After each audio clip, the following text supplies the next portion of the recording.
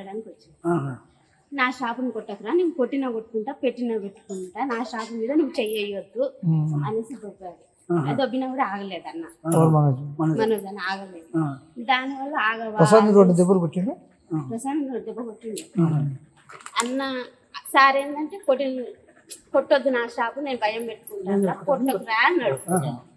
ఇద్దరు దానివల్ల ఇక ఆ షాప్ గురించి ఏదంతా గొడవ, తండ్రి కొడుకు నెట్టుకున్నారు.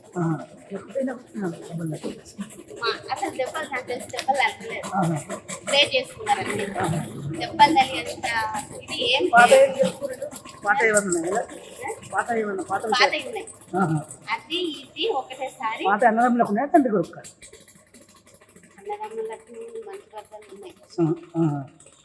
మనం మౌనిక మేడం చేసుకోవడం ఇష్టం లేదు, ఫస్ట్ నుండి వాళ్ళకి ఇష్టం లేదు.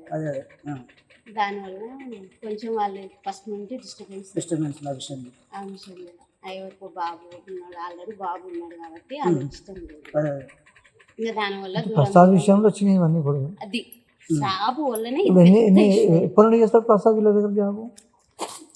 ప్రసాద్ జాబ్ వాడు 6 సంవత్సరాలు 4 సంవత్సరాలు ఇక్కడ హైదరాబాద్ అక్కడ చిత్తూరు హైదరాబాద్ పనిచేస్తారు సార్ దగ్గర. ఇప్పుడు ఇంట్లో ఎవరెవరు ఉన్నారు? మనోజ్ నుండి మౌనిక ముందు అమ్మ సార్ లేడా? మార్నింగ్ మేడం వచ్చా, ప్రసన్న మేడం వచ్చింది కదా,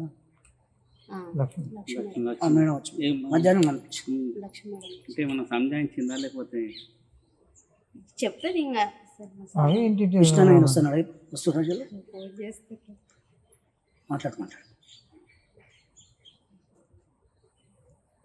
అన్న నా ఫోన్ అందరి ఫోన్ హ్యాండ్ ఓవర్ చేసుకున్నాడు కానీ నా మీద నమ్మకం ఎక్కువ. నా ఫోన్ ఒక్కటే హ్యాండ్ ఓవర్ చేసుకున్నాడు. మాట్లాడు